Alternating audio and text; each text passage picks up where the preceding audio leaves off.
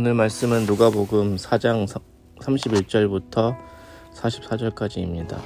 갈릴리의 가버나움 동네에 내려오사 안식일에 가르치심에 그들이 그 가르치심에 놀라니 이는 그 말씀이 권위가 있음이로라.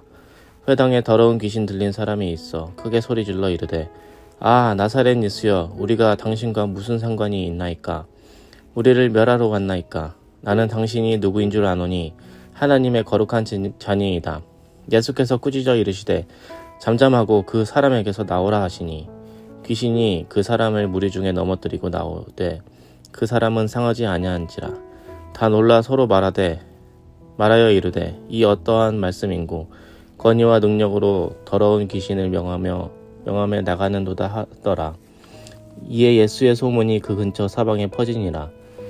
예수께서 일어나 회당에서 나가사 시몬의 집에 들어가시니 시몬의 장모가 중한 열병을 앓고 있는지라.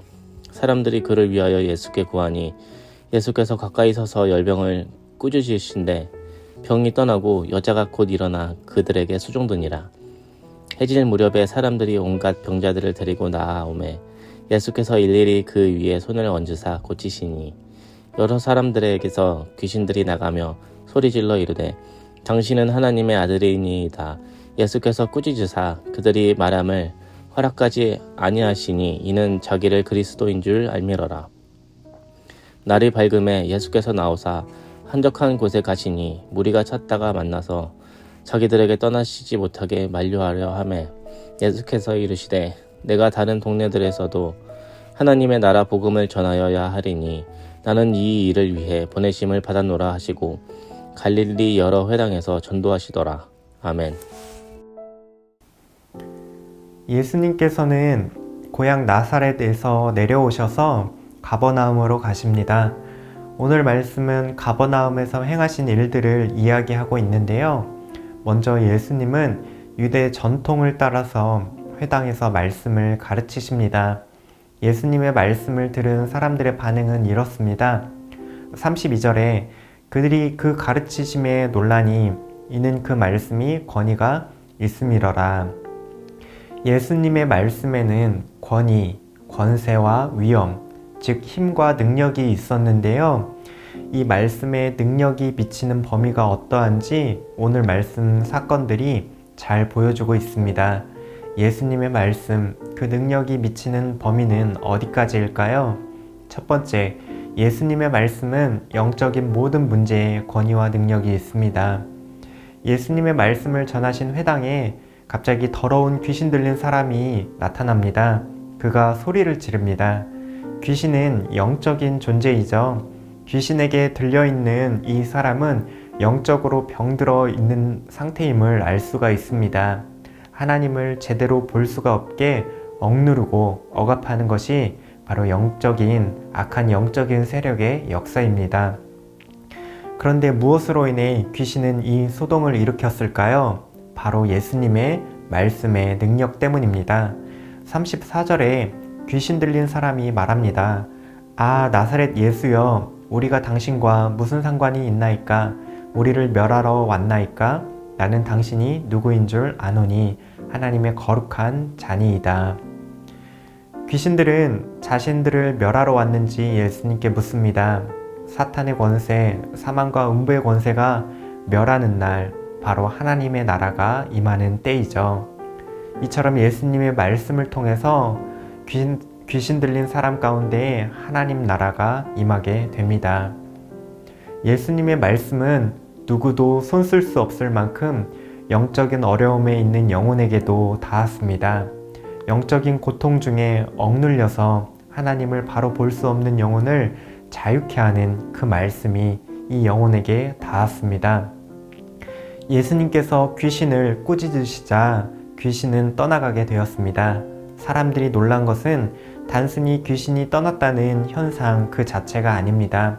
36절에서는 이 어떠한 말씀인고 권위와 능력으로 더러운 귀신을 명함에 나가도다 라고 말합니다.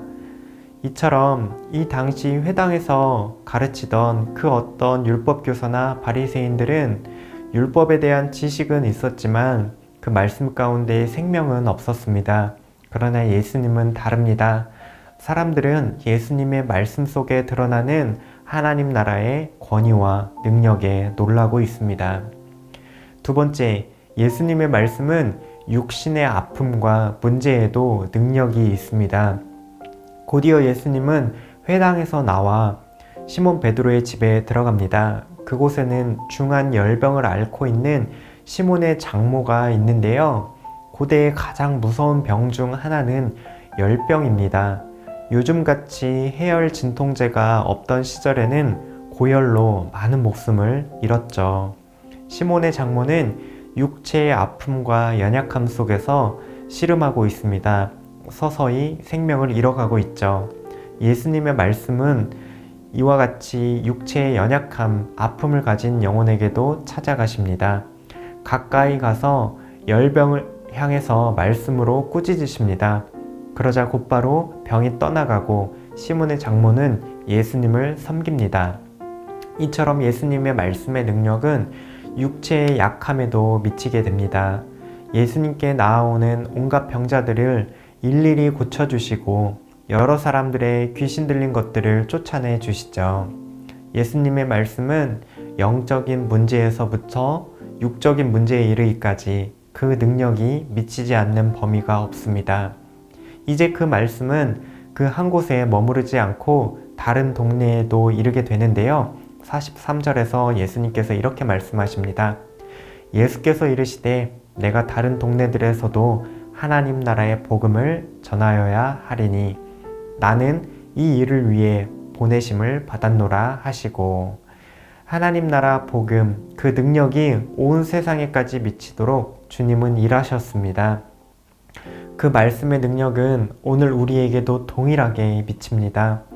우리는 크든지 작든지 모두 영적인 문제와 육적인 문제를 갖고 씨름합니다.